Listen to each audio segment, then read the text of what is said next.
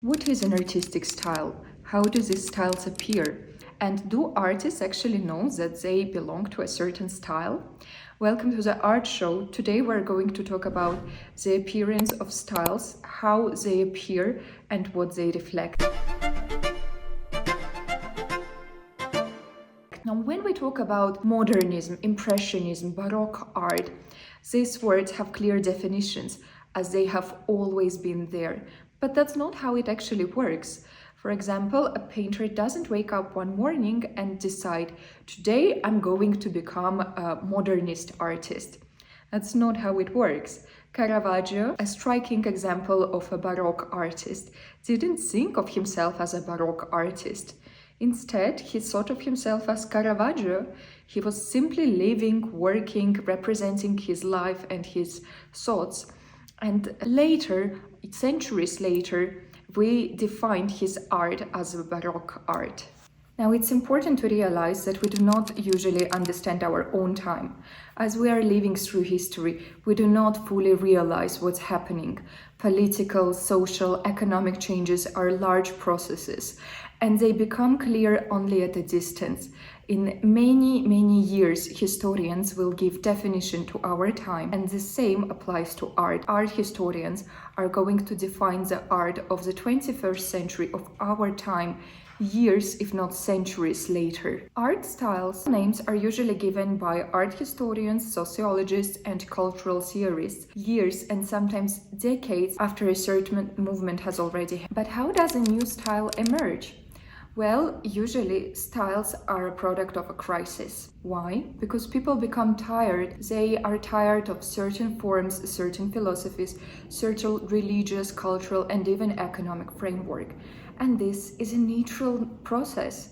Think of our own life. For example, the way you saw the world when you were 15 is not the same at the age of 25, and it certainly won't be the same at the age of 70. Your values change, your perceptions change, and artists and their art is no different. Modern artists, especially successful, who become remembered in history, are people who respond to their own time. We are taught to believe that beauty is something personal.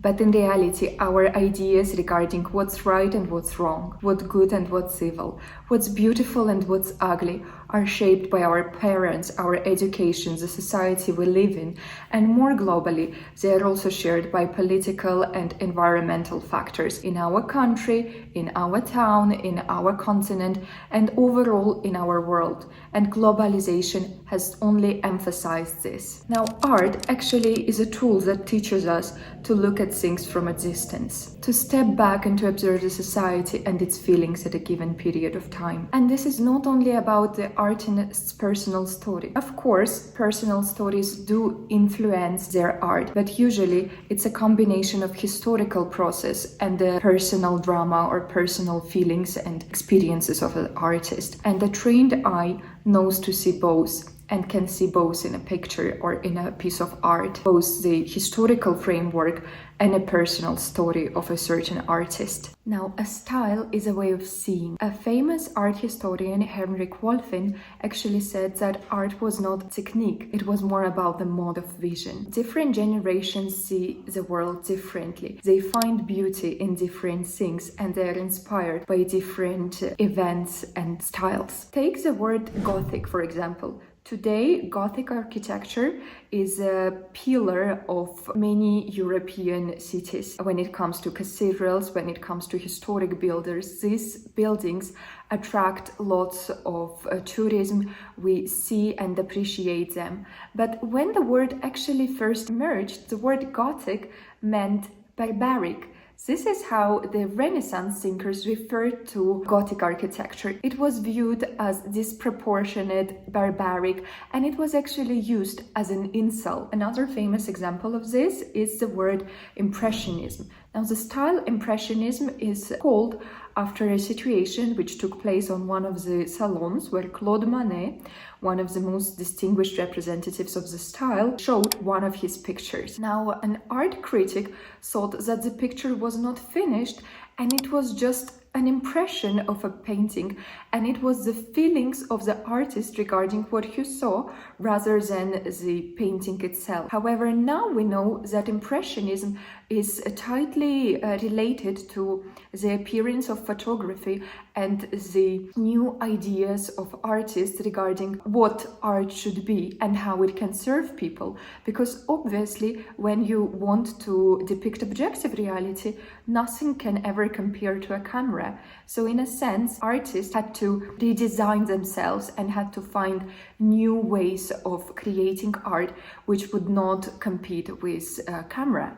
And as a result, we have Impressionism, an art which focuses not on the reality itself, but rather on the impression of the artist regarding what he saw, the feelings, the sensations the artist experienced when looking at a certain landscape. When we talk about the emergence of a new style, what we really talk about is a shift in worldview. Take Middle Ages, for example. During this period of time, God was the central figure of any art. Art focused on religious topics, God, biblical myth. Now, in the Renaissance, though, the attention shifted towards human being and human experience.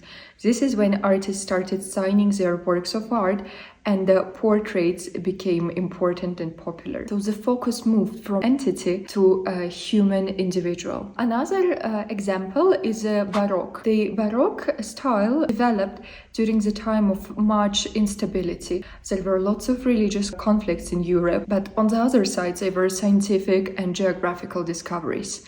So Baroque is an art of excessive, dramatic, emotional art. It reflects the world intention, it reflects its time, and it reflects the shift in the worldview. But it's important to understand that a Renaissance artist, as well as a Baroque artist, didn't think of themselves that they were officially a Baroque artist or officially a Renaissance artist. These are the labels that we gave them. Now, it's also important to remember that when we talk about style, borders, and dates, these are not always precise. Yes, globalization made things more fluid.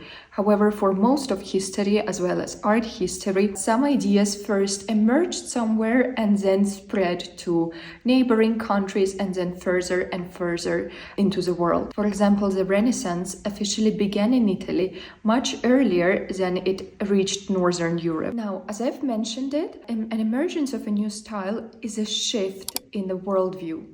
Some artists are more attentive to others and are more sensitive to the change in the worldview, to the changes around them. So they start experimenting with new topics and themes, with new lights, with new colors and new approaches and ideas. These are the artists who can typically reflect their time. And the majority of the artists that we know and see today in world-famous museums are actually the people who are tuned to their time and who were able to understand the changes happening in the society around them. And sometimes a certain idea or a notion is reached in different places simultaneously. The same actually is true for other fields, not only art. For example, take science. The appearance, the invention of radio happened simultaneously in different places. So when we actually talk about style, what we really talk about is how a certain generation sees a reality, what their priorities are, where their values lie, and what they find most relevant in their time. What are their worries? What are their fears? What conditions do they live in? What about our time? What is the predominant art style in the 21st century? Well, the 21st century is the age of something. What is it though? We don't know yet. Only art historians from generations to come will be able to look back at our time and to put a certain label, because when they see things from a distance, they will be able to understand what our time was actually about. And the artists who reflect the changes and the reality in which we live today in the 21st century, those artists will become remembered and will write their name in the history of art. Now, understanding art styles actually means understanding change and learning not to fear the fact that we don't have all the answers yet. Thank you.